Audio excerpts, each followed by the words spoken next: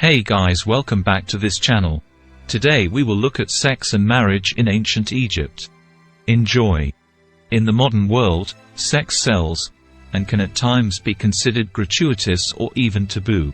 This idea of sex as taboo can be seen as a throwback to the Victorian era, which in itself was a reaction to the lascivious behavior of the Georgians. However, such embarrassment is not something a typical ancient Egyptian would have understood. To the Egyptians, sex was a life staple, on a par with eating and sleeping, and therefore not something to be sniggered at, embarrassed about or avoided. Some may think the behavior of ancient Egyptians is far removed from that of the modern world, but when it comes to the basics of love, sex and marriage, their behavior is rather familiar. They displayed the same doubts, fears and motivations, and all that separates the ancient Egyptians from the modern world is how such emotions were acted upon. The Egyptian language, for example, like modern English, had many words for sexual intercourse, with the most common being nk. This was used to describe the male agent of the sexual act and was acceptable in daily parlance. Naturally, there were sexual euphemisms which could be used in poetry, such as to unite oneself with, to know, spending a pleasant hour together, entering a house, to sleep with, or to enjoy oneself with, and indeed poetry is a remarkable source for learning about the way sexual intercourse was discussed in ancient Egypt. The art of innuendo. As in modern English, the Egyptians had various words for describing feminine sexual organs, including uterus, flesh, pubic area, or vulva. Others were more subtle, such as or embrace. One New Kingdom poem, for example, describes romantic intercourse as, "She showed me the color of her embrace." Color was often used as a euphemism for skin, and poetry often states such lines as, "seeing the color of all her limbs," or "her color was smooth." However, not all poetry was as subtle, and one young man is described as wanting to charge towards her grotto, a metaphor which does not really need elaborating on. It is often said that nothing is new, and in some cases this appears to be true. The ancient Egyptians also used sexual language to insult, to curse, and as general exclamations. To hurry along a work colleague, an Egyptian boatman may have called, "Come on, you fornicator," as attested in the Old Kingdom tomb of T at Saqqara, a phrase considered inoffensive enough to be in the tomb with the deceased for eternity. The only image of a couple making love is a hieroglyphic sign in a Middle Kingdom tomb, 2000 BC, at Beni Hassan. Unfortunately, due to hundreds of tour guides and visitors touching it over the years, this unique image has long since been worn away. Luckily, it was copied in the 19th century, so we know what it looked like. The artistic scenes which hint at but do not actually show intercourse give the impression that sex was not always a private affair, as there were often servants or children depicted in the vicinity, sometimes even on the bed. Upon examination, the houses at ancient village sites like El Lahan, Armana and Deir el Medina were indeed small and crowded. Many of the lower-class homes were formed of a maximum of 4 rooms and a flat roof. However, in these 4 rooms lived a couple, their children, which, on average, could be as many as 10, unmarried female relatives, unmarried siblings, and grandparents. Being able to find time alone to have sex would have been difficult if not impossible.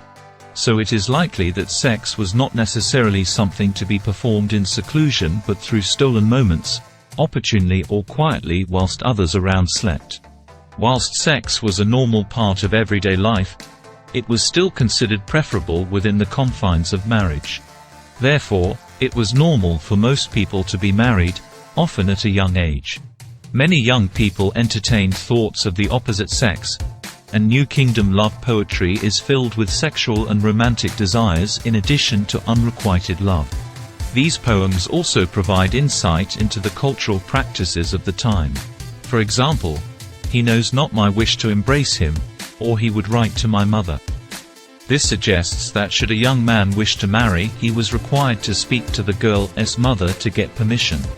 Once permission was obtained, marriage was a straightforward affair with no religious or civil ceremony. The woman simply moved into her husband's house, perhaps accompanied by a procession through the streets and a party, though there was nothing ceremonial or official. On occasion, it was the man who moved into the woman's house, and there is a rather charming inscription of one man's failed attempt at marriage. Twice he packed his belongings with the intention of moving into his beloved's house, only to be rejected on the doorstep. He laments at the lack of interest, claiming she would not provide clothing for his backside. It would be fascinating to know the background to this relationship and why he tried to move in with her only to be rejected twice. Did she change her mind at the last minute? Or did he misinterpret their relationship? Sadly, we may never know. A year of eating. For the majority of the population, marriage was undocumented. The couple simply started cohabiting. However, wealthy couples would often draw up contracts outlining the financial consequences of a divorce. Even more intriguing, however, are the documents which describe temporary or trial marriages. You will be in my house while you are with me as a wife from today, the first day of the 3rd month of the winter season of the 16th year, until the first day of the 4th month of the inundation season of the 17th year. This temporary marriage was known as a year of eating, and enabled the couple to try out the marriage, enabling a quick exit should there be no children during this time or if they decided it was not working. Married life in ancient Egypt was hardly different to those of today, and a married couple had many of the same concerns, essentially raising, feeding and providing a home for their family. Even when in the first throes of love, ancient Egyptians acted the same as any modern love-struck teenager. One New Kingdom poem explains how simple tasks are impossible due to love. It makes me not act sensibly. It lets me not put on a dress, nor wrap my scarf around me. Couples in love also gave each other cute nicknames such as the cat-like one, the much sought-after one, and she, who is hot-tempered like a leopard. However, not all ancient Egyptian marriages were perfect, and the medical papyri suggest that men would often consult a doctor due to sexual problems within their marriage. Numerous prescriptions were available for the husband to entice his wife. Take dandruff from the scalp of a dead person who was murdered, and 7 grains of barley, buried in the grave of a dead man, and crush with 10 oipe of apple pips. Add the blood of a tick from a black dog, a drop of blood from the ring finger of your left hand and your semen. Crush it to a compact mass, place it in a cup of wine, and let the woman drink it. There is little doubt that it would be difficult to persuade an disinterested wife to drink such a potion, but if she did, it was believed she would fall hopelessly in love with her husband again. This then required the next step, which was to grind acacia seeds with honey and rub your phallus with it and sleep with the woman. Should this not work, the man was advised to rub your phallus with the foam of the mouth of a stallion and sleep with the woman. The same level of medical help was not available for a wife, as it was considered inappropriate for a woman to approach a doctor on such matters. A wife is a wife. She should not make love. She should not have sexual intercourse. This makes it clear that it was considered inappropriate for a woman to desire sex, as she should be available only to her husband at his behest. Hold back the hasty heart. Marriages, however, dissolved for a number of reasons, with the most common being lack of children or adultery. Although women should not desire sexual intercourse, it was stated that adultery was the large crime that is usually found in a woman. It is not surprising that both sexes were in fact guilty of this. Both men and women committed adultery, and both men and women were able to instigate a divorce due to this. Adultery was so common it appeared in the Book of the Dead in the so-called negative confession, where the deceased denied doing things considered illegal or socially unacceptable. It is in the latter category that adultery fell, and the instruction of A.N.I. 21st or 22nd dynasty circa 1000 BC advises new husbands to hold back the hasty heart. Do not go after a woman. Do not let her steal your heart. Such advice sometimes fell on deaf ears, as with a Deir el-Medina bad boy named Paneb. He was accused of adultery with various women in the village, including a woman called Hunro. Hunro was unfaithful to 2 husbands, first to Pendua and then to her second husband Hesi-Sunabeth. Both husbands divorced her.